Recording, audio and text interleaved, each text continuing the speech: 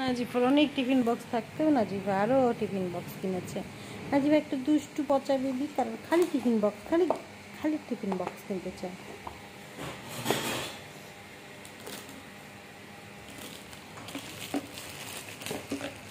আমার এই বক্সটাই বেশি ভালো লেগেছে।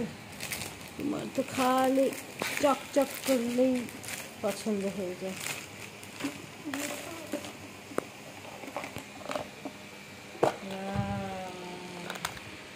দেখছো কত টাইপের জিনিস খেতে পারবে, নতুন করে খেতে পারবে।